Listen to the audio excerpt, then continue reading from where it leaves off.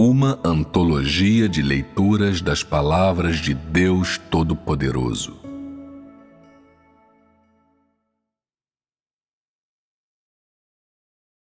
A obra de Deus, o caráter de Deus e o próprio Deus. 2.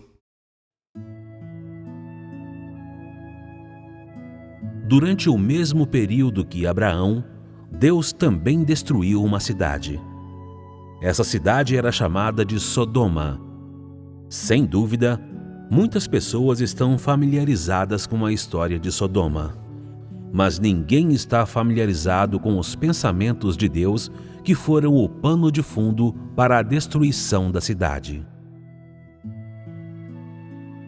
E assim, hoje, através do diálogo de Deus com Abraão abaixo, aprenderemos sobre seus pensamentos naquela época, ao mesmo tempo que também aprendemos sobre seu caráter. Em seguida, vamos ler as seguintes passagens da Escritura. B. Deus deve destruir Sodoma. Gênesis, capítulo 18, versículo 26. Então disse Jeová: Se eu achar em Sodoma 50 justos dentro da cidade, então pouparei a cidade toda por amor deles. Gênesis, capítulo 18, versículo 29. E Abraão falou com ele mais uma vez e disse: Se porventura houver 40 ali. E ele disse: Não o farei. Gênesis, capítulo 18, versículo 30. E lhe disse: Se houver porventura ali 30. Ele respondeu: Não o farei. Gênesis, capítulo 18, versículo 31. E disse: Se porventura houver ali 20. E ele disse: Não a destruirei.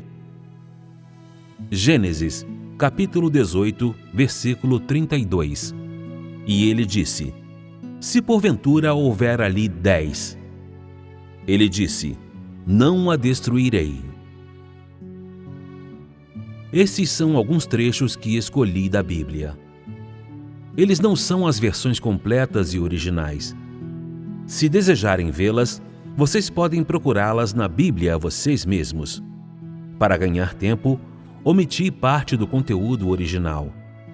Aqui selecionei apenas algumas passagens e frases importantes, deixando de fora várias frases que não têm relação com a nossa comunhão hoje.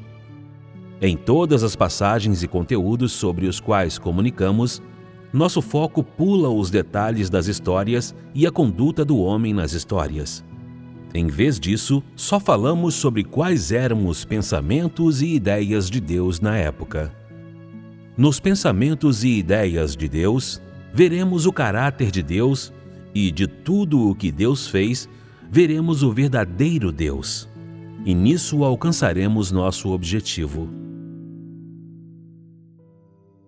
Deus só se importa com aqueles que são capazes de obedecer suas palavras e seguir suas ordens. As passagens acima contêm várias palavras-chave. Números.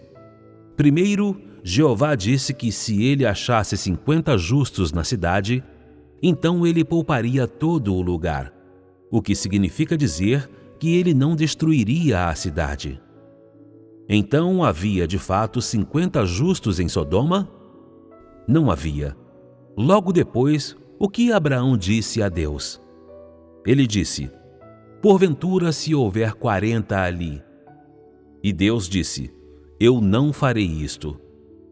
Em seguida, Abraão disse: E se houver 30 ali? E Deus disse: Eu não farei isto. E se houver 20? Eu não destruirei. 10. Eu não destruirei. Havia de fato 10 justos na cidade? Não havia 10, mas havia um. E quem era esse? Era Ló. Na época, havia apenas uma pessoa justa em Sodoma. Mas Deus foi muito rigoroso ou exigente no que diz respeito a esse número? Não, ele não foi. E assim, quando o homem continuava perguntando, e 40, e 30, até chegar a e 10, Deus disse: mesmo que houvesse apenas 10, eu não destruiria a cidade. Eu pouparia e perdoaria as outras pessoas além dessas 10. 10 teria sido lamentável o suficiente, mas descobriu-se que, de fato, não havia nem mesmo esse número de pessoas justas em Sodoma. Vocês veem, então, que aos olhos de Deus, o pecado e o mal do povo da cidade eram tais que Deus não teve escolha a não ser destruí-los. O que Deus quis dizer quando disse que não destruiria a cidade se houvesse 50 justos? Esses números não eram importantes para Deus. O importante era se a cidade continha ou não os justos que ele queria. Se a cidade tivesse apenas uma pessoa justa, Deus não permitiria que eles sofressem devido à destruição da cidade. O que isso significa é que, independentemente de se Deus iria destruir a cidade, e independentemente de quantos justos estivessem dentro dela, para Deus, essa cidade pecaminosa era amaldiçoada e execrável e deveria ser destruída. Deveria desaparecer dos olhos de Deus, enquanto os justos deveriam permanecer. Independentemente da era, independentemente da etapa de desenvolvimento da humanidade, a atitude de Deus não muda. Ele odeia o mal e se importa com os que são justos aos seus olhos. Essa atitude clara de Deus é também a verdadeira revelação da substância de Deus. Porque havia apenas uma pessoa justa no interior da cidade, Deus não mais hesitou. O resultado final foi que Sodoma seria inevitavelmente destruída. O que vocês veem nisso? Naquela era, Deus não destruiria uma cidade se houvesse 50 justos dentro dela, nem se houvesse 10, o que significa dizer que Deus decidiria perdoar e ser tolerante com a humanidade, ou faria a obra de orientação por causa de algumas poucas pessoas que seriam capazes de reverenciá-lo e adorá-lo. Deus tem grande consideração pelos atos justos do homem. Ele tem grande consideração por aqueles que são capazes de adorá-lo, e tem grande consideração por aqueles que são capazes de fazer boas ações diante dele. Desde os primórdios até hoje, vocês já leram na Bíblia sobre Deus comunicando a verdade ou falando sobre o caminho de Deus para qualquer pessoa? Não, nunca. As palavras de Deus ao homem que lemos apenas diziam às pessoas o que fazer. Alguns foram e fizeram, outros não. Alguns acreditavam e outros não. Isso é tudo o que havia. Assim, os justos daquela era, aqueles que eram justos aos olhos de Deus, eram meramente aqueles que podiam ouvir as palavras de Deus e seguir as ordens de Deus. Eles eram servos que levavam a cabo as palavras de Deus entre os homens. Essas pessoas poderiam ser chamadas de pessoas que conhecem a Deus? Elas poderiam ser chamadas de pessoas que foram aperfeiçoadas por Deus? Não, não podiam. E assim, independentemente do seu número, aos olhos de Deus, esses justos mereciam ser chamados de confidentes de Deus? Poderiam ser chamados de testemunhas de Deus? Certamente não. Certamente não eram dignas de serem chamadas de confidentes e testemunhas de Deus.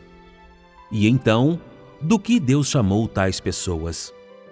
Na Bíblia, até as passagens das Escrituras que acabamos de ler, há muitas ocorrências de Deus chamando-as de meu servo.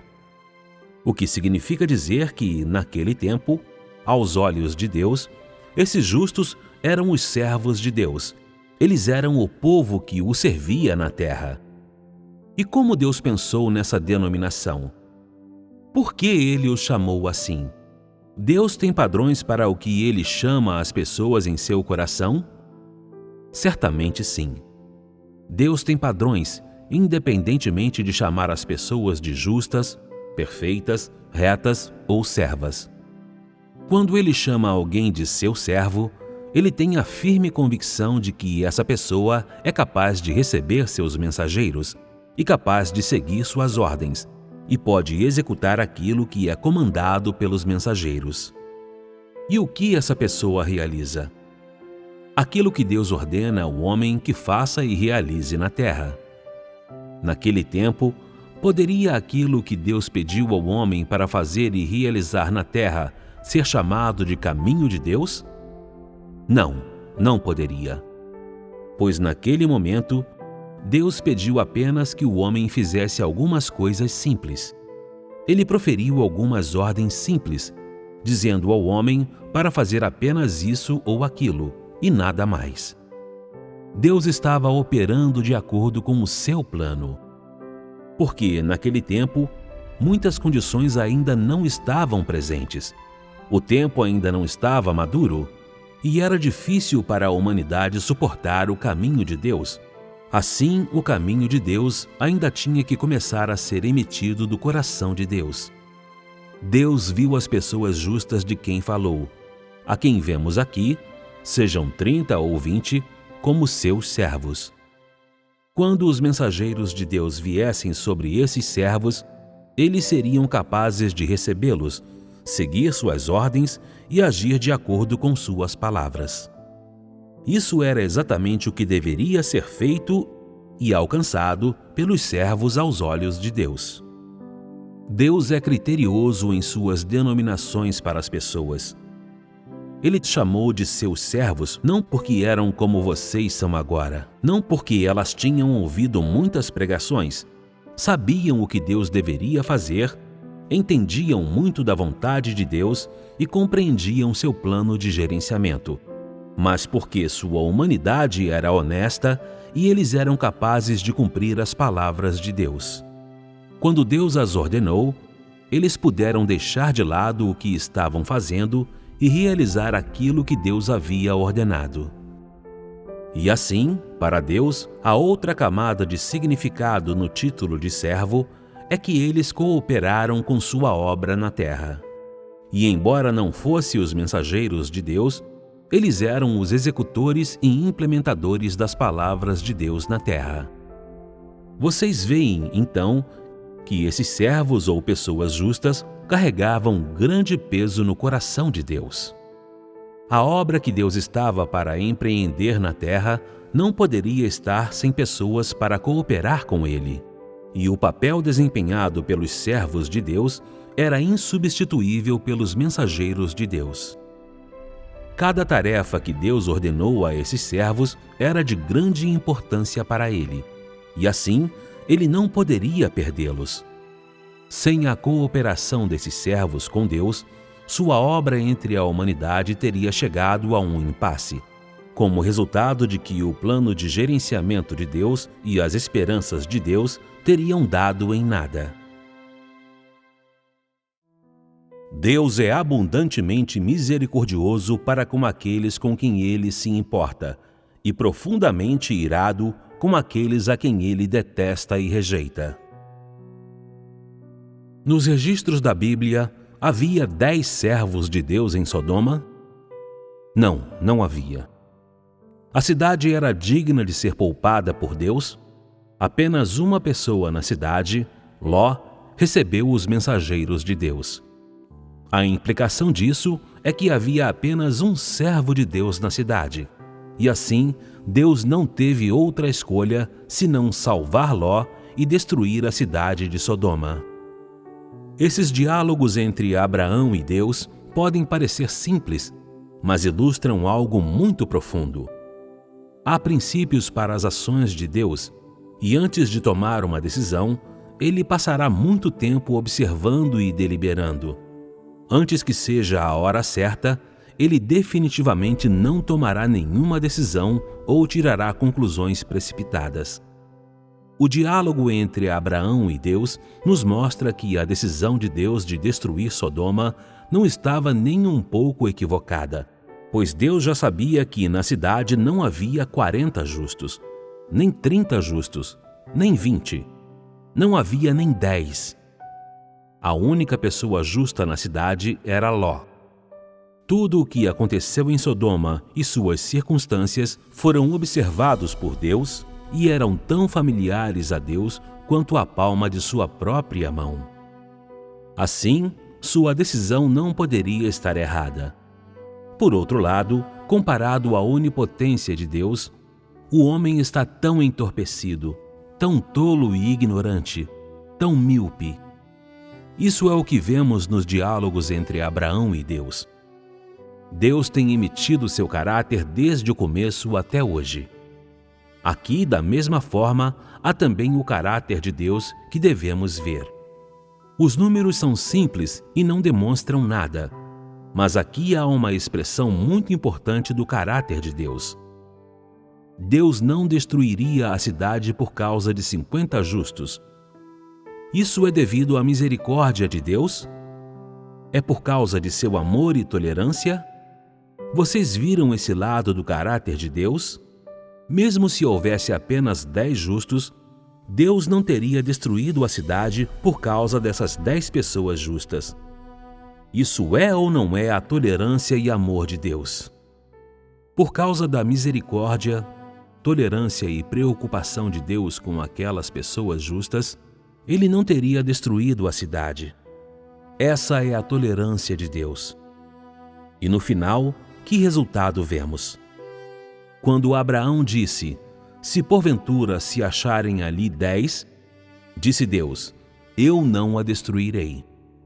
Depois disso, Abraão não disse mais nada, pois dentro de Sodoma não havia os 10 justos a que ele se referia, e ele não tinha mais nada a dizer.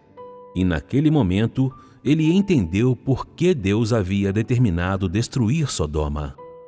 Nisso, que caráter de Deus vocês veem? Que tipo de determinação Deus fez? Isto é, se essa cidade não tivesse 10 justos, Deus não permitiria sua existência e inevitavelmente a destruiria. Não é essa a ira de Deus? Essa ira representa o caráter de Deus?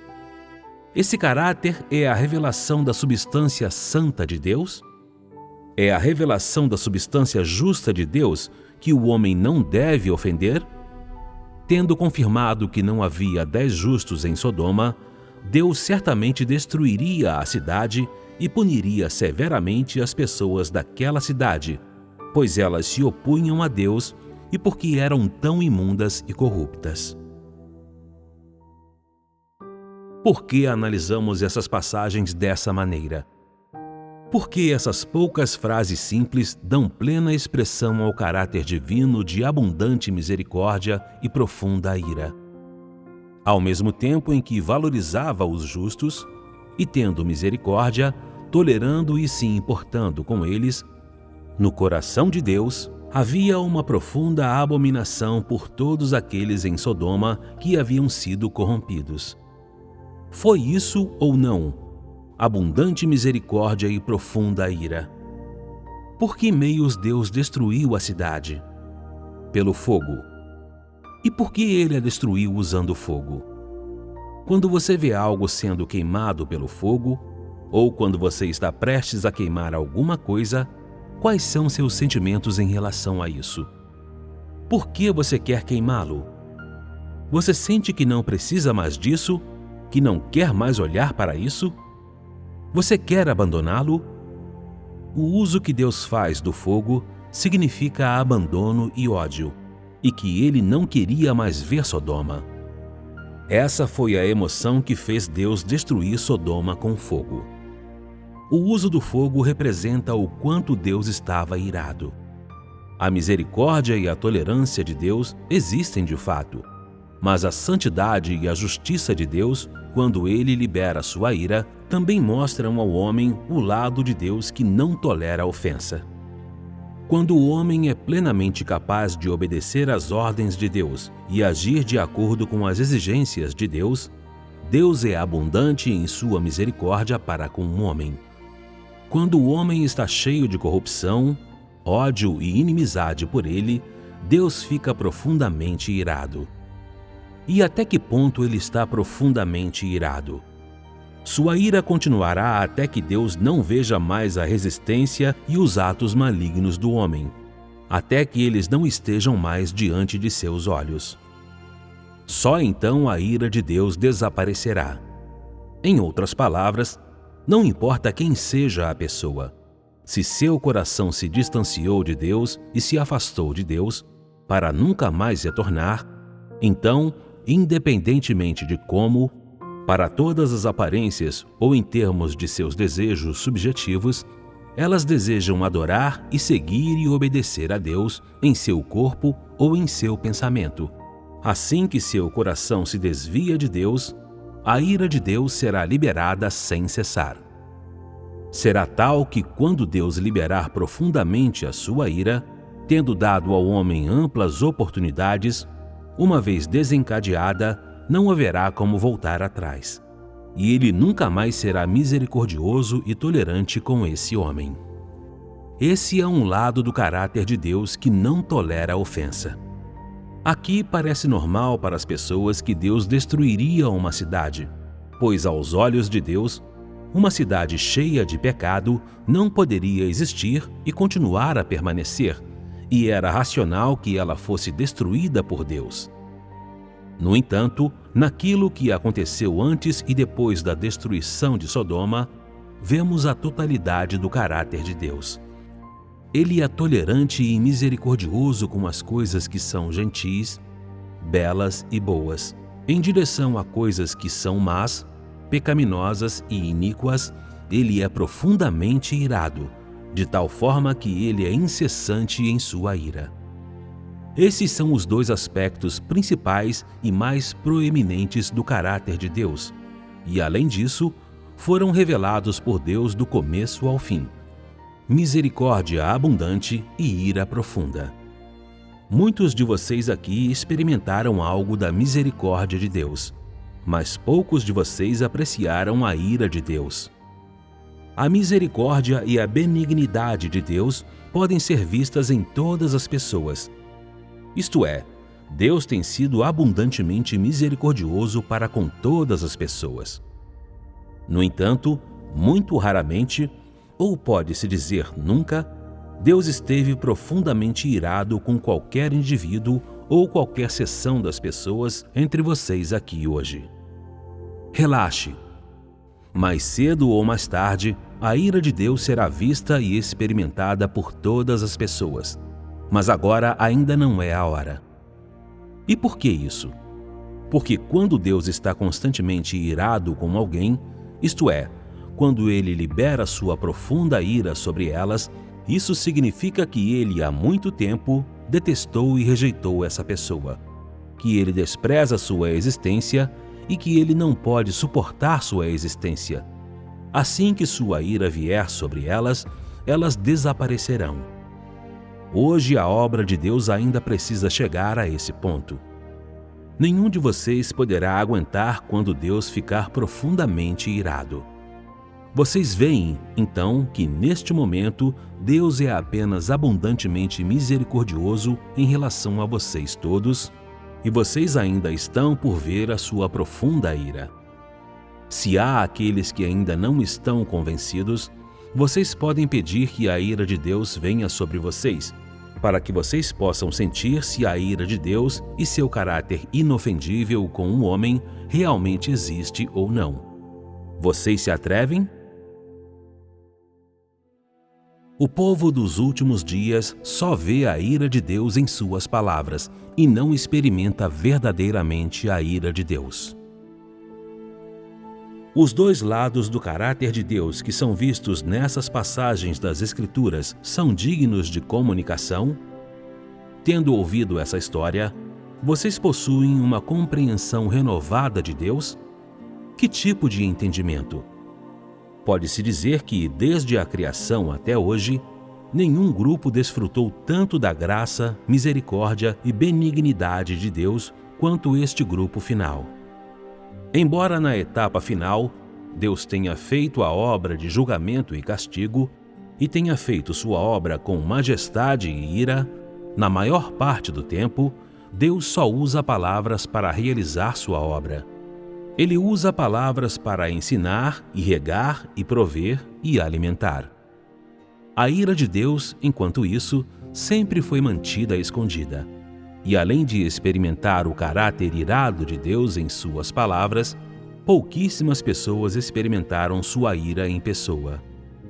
Ou seja, durante a obra de julgamento e castigo de Deus, embora a ira revelada nas palavras de Deus permita que as pessoas experimentem a majestade e a intolerância de Deus à ofensa, essa ira não vai além de suas palavras.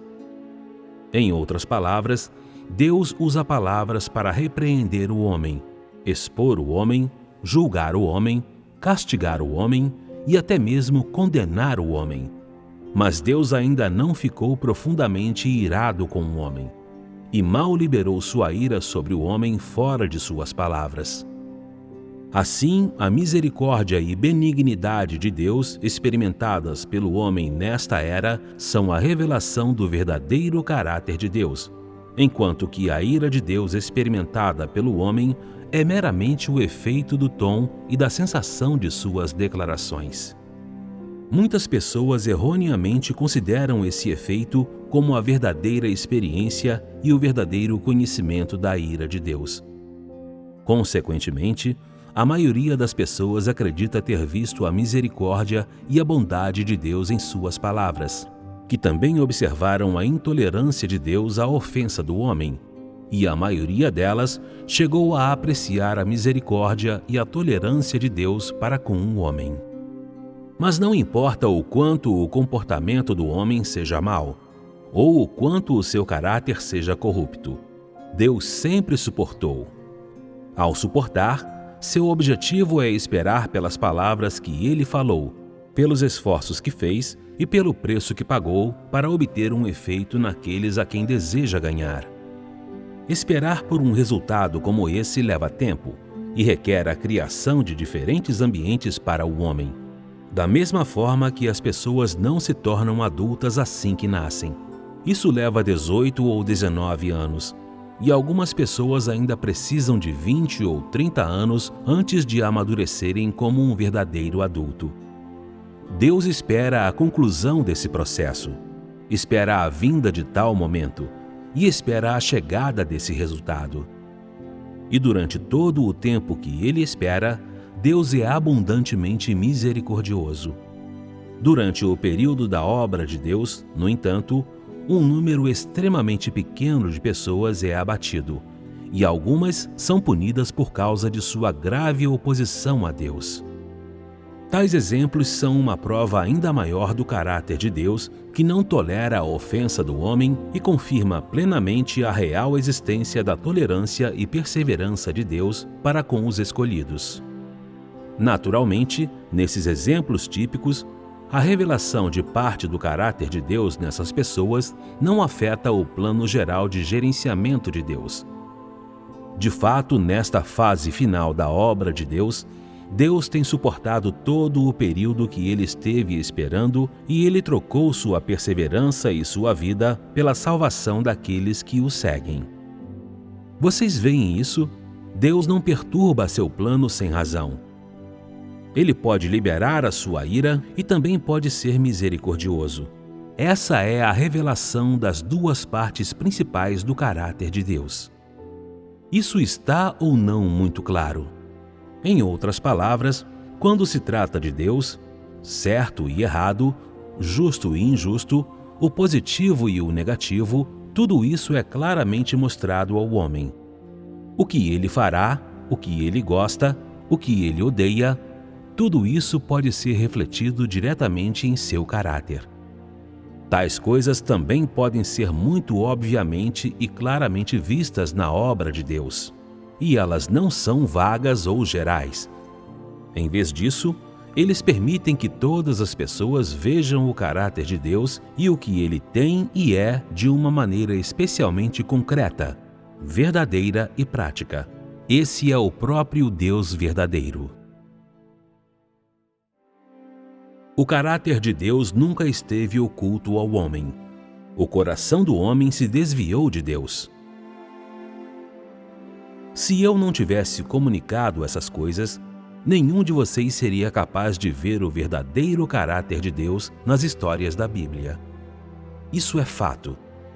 Isso porque, embora essas histórias bíblicas registrassem algumas das coisas que Deus fez, Deus falou apenas algumas palavras e não introduziu diretamente seu caráter ou expressou abertamente sua vontade ao homem. Gerações posteriores consideraram esses registros como nada mais do que histórias. E assim parece às pessoas que Deus se esconde do homem, que não é a pessoa de Deus que está escondida do homem, mas seu caráter e vontade. Depois da minha comunicação de hoje, vocês ainda sentem que Deus está completamente escondido do homem? Vocês ainda acreditam que o caráter de Deus está escondido do homem? Desde o tempo da criação, o caráter de Deus tem estado em sintonia com sua obra. Nunca foi escondido do homem, mas totalmente anunciado e claro para o homem. No entanto, com o passar do tempo, o coração do homem se distanciou cada vez mais de Deus, e à medida que a corrupção do homem se tornou mais profunda, o homem e Deus se tornaram cada vez mais distantes. De forma lenta, mas real, o homem desapareceu dos olhos de Deus. O homem tornou-se incapaz de ver Deus, o que o deixou sem nenhuma notícia de Deus. Assim, ele não sabe se Deus existe e chega a ponto de negar completamente a existência de Deus. Consequentemente, a incompreensão do homem do caráter de Deus e do que ele tem e é, não é porque Deus está oculto ao homem, mas porque seu coração se afastou de Deus. Embora o homem acredite em Deus, o coração do homem está sem Deus, e ele é ignorante de como amar a Deus. Nem quer amar a Deus, pois seu coração nunca se aproxima de Deus e ele sempre evita Deus. Como resultado, o coração do homem está distante de Deus. Então, onde está seu coração? De fato, o coração do homem não chegou a lugar algum. Em vez de o entregar a Deus ou revelá-lo para Deus o ver, ele o guardou para si mesmo. Isso ocorre apesar do fato de que alguns sempre oram a Deus e dizem: ó Deus, olha o meu coração. Tu sabes tudo o que eu penso. E alguns até juram deixar Deus examiná-los, para que eles possam ser punidos se quebrarem o juramento. Embora o homem permita que Deus olhe dentro de seu coração, isso não significa que ele seja capaz de obedecer às orquestrações e arranjos de Deus, nem que ele tenha deixado seu destino e perspectivas e seu tudo sob o controle de Deus. Assim, independentemente dos juramentos feitos a Deus ou do que você declara a Ele, aos olhos de Deus, seu coração ainda está fechado para Ele, pois você só permite que Deus olhe para o seu coração, mas não permite que Ele o controle. Em outras palavras, você não deu seu coração a Deus de modo algum, e apenas fala palavras que soam agradáveis para Deus ouvir. Suas várias intenções enganosas, enquanto isso, você esconde de Deus, junto com suas intrigas, maquinações e planos, e você se agarra às suas perspectivas e destino em suas mãos, profundamente com medo de que sejam levados por Deus. Assim, Deus nunca contempla a sinceridade do homem para com ele. Embora Deus observe as profundezas do coração do homem e possa ver o que o homem está pensando e o que deseja fazer em seu coração, e possa ver que coisas são guardadas em seu coração, o coração do homem não pertence a Deus. Ele não o entregou para o controle de Deus. O que quer dizer que Deus tem o direito de observar, mas ele não tem o direito de controlar. Na consciência subjetiva do homem, o homem não quer nem pretende deixar-se à mercê de Deus. Não só o homem se fechou para Deus, mas há até pessoas que pensam em maneiras de encobrir seus corações, usando palavras suaves e lisonjas para criar uma falsa impressão, ganhar a confiança de Deus e esconder sua verdadeira face fora da vista de Deus.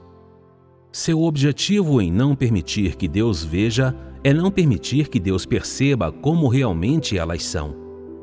Elas não querem entregar seus corações a Deus, mas guardá-los para si mesmas. As entrelinhas disso é que o homem faz e o que ele quer é tudo planejado, calculado e decidido pelo próprio homem. Ele não requer a participação ou intervenção de Deus, muito menos precisa das orquestrações e arranjos de Deus. Assim, seja em relação às ordens de Deus, sua comissão ou às exigências que Deus faz do homem, as decisões do homem são baseadas em suas próprias intenções e interesses, em seu próprio estado e circunstâncias no momento. O homem sempre usa o conhecimento e as percepções com as quais está familiarizado, e seu próprio intelecto para julgar e selecionar o caminho que deve seguir e não permite a interferência ou o controle de Deus. Esse é o coração do homem que Deus vê.